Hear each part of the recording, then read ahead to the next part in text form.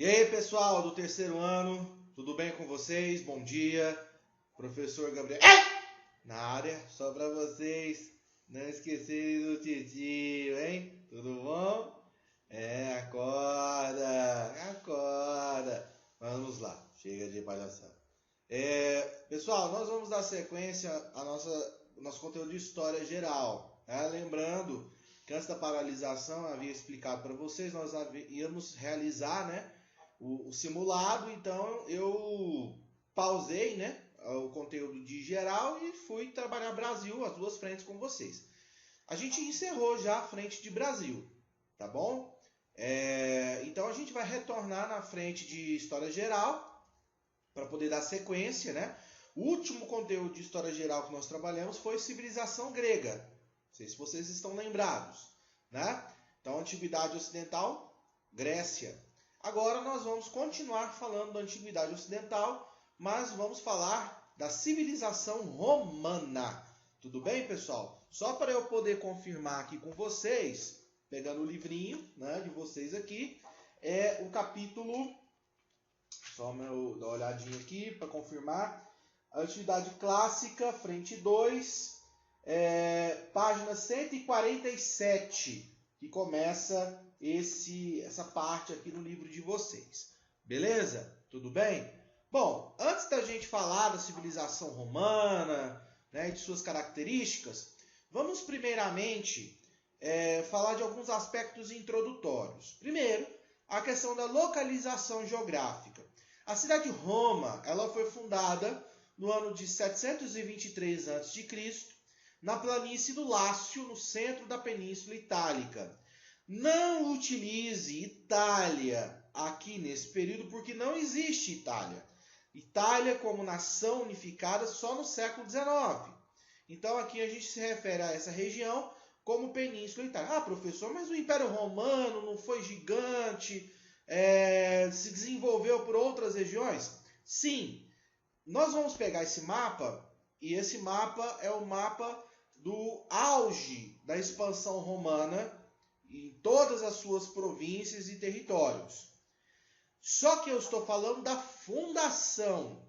Então, nesse período inicial aqui da fundação de Roma, nós estamos falando dessa regiãozinha aqui, ó, tá vendo no cursor? Em redor da cidade de Roma. Os romanos foram conquistando territórios e formando todo esse império gigantesco. Mas isso é um processo muito longo, né, que a gente vai estudar gradativamente. Tudo bem? Então, inicialmente, Roma, da parte central da Península Itálica, tá? E depois, né, os romanos vão estendendo os seus domínios, os seus territórios. Opa, passei errado aqui. Voltando.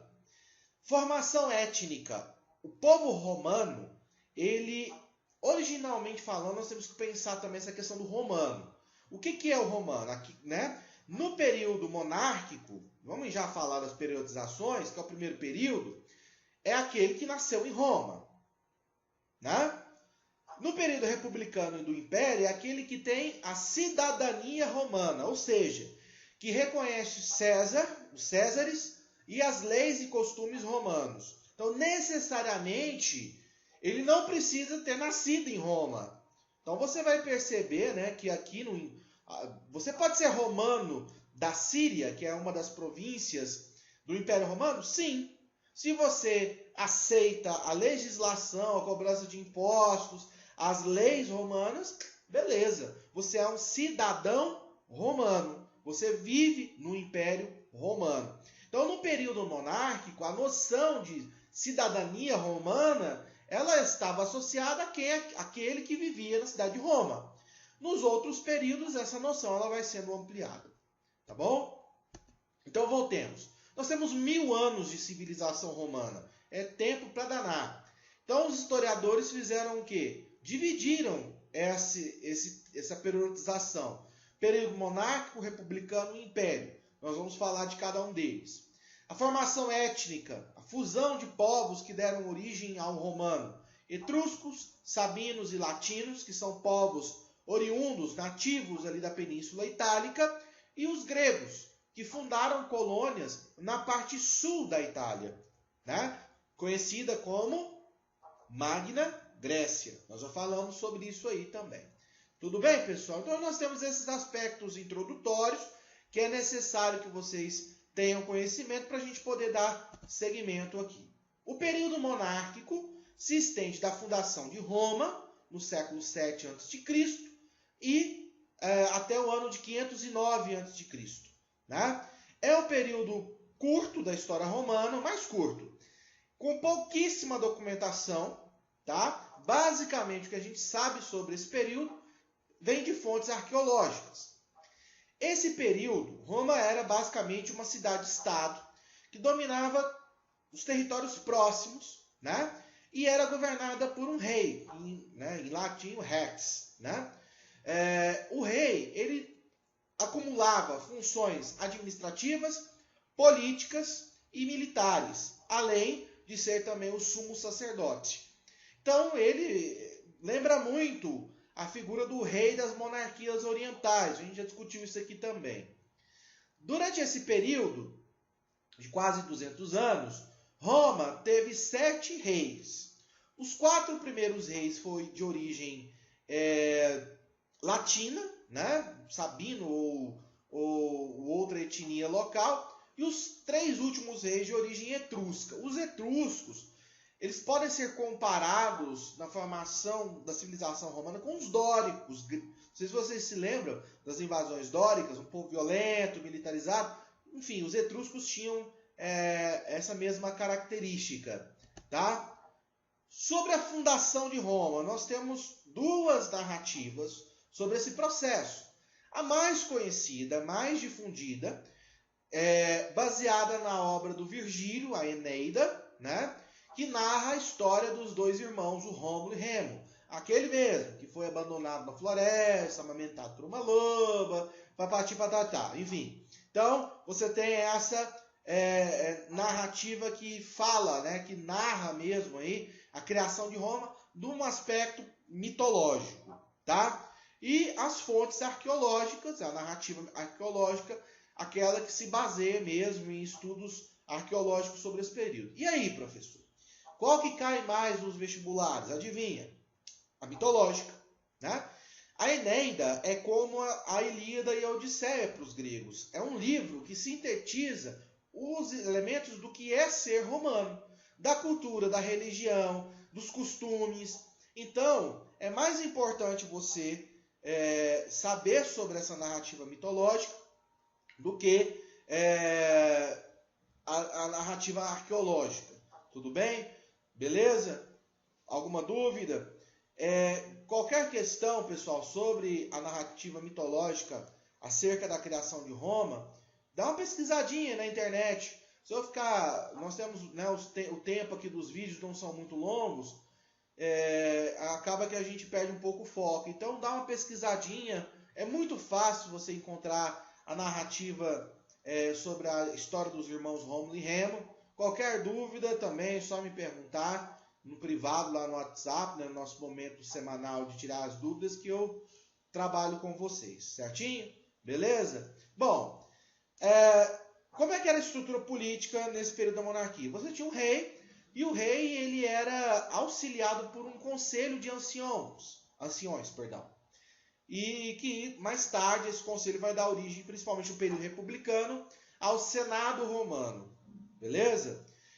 Só que o último rei de Roma, nossa, trava-língua agora, né? O Tarquínio, o Soberbo, né? Ele tentou um golpe de estado contra o conselho. Ele queria governar sozinho, né? Um rei meio com caráter absolutista, né? E houve uma guerra civil entre as forças de Tarquínio e as forças do conselho.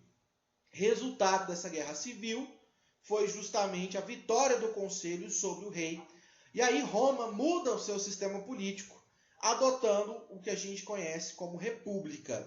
E aí nós temos o início do período republicano. Beleza? Bom, outro aspecto do período monárquico é a consolidação da sociedade romana, que basicamente vai permanecer inalterada durante toda a civilização romana. Então você tem esses grupos. Os patrícios, quem são? A elite econômica de Roma, né? Aristocracia rural, dona das grandes terras. Você vai ver que mais adiante, né, com o crescimento do comércio, os grandes comerciantes também vão fazer parte dessa elite patrícia. Logo abaixo, os chamados clientes. Quem são os clientes? São pequenos produtores rurais que dependem, né, economicamente dos patrícios. Os plebeus são trabalhadores livres, artesãos, pequenos comerciantes, que não possuem terras e nem possuem direitos políticos. Lembrando que o Senado em Roma, tanto no período republicano como no período imperial, e o Conselho no período monárquico, era formado exclusivamente por patrícios. Inclusive, isso vai dar origem a uma série de questões, de conflitos, né, políticos durante o período republicano. Nós vamos falar também sobre isso. E na base da sociedade, o escravo. Principalmente no período republicano e imperial, a mão de obra escrava vai ser de fundamental importância para o desenvolvimento da economia romana. Então, os romanos, eles utilizaram largamente a mão de obra escrava. Tanto é que a gente chama isso de modo de produção escravista, né? A base da produção de riqueza em Roma é o trabalho escravo. Beleza? Tudo bem? Alguma dúvida, né? Qualquer coisa, só me... Engraçado perguntar alguma dúvida, né? Como é que vocês vão me responder, né, no vídeo? Mas enfim. Vício de professor. Mas vamos lá. Peraí, passei o slide aqui errado.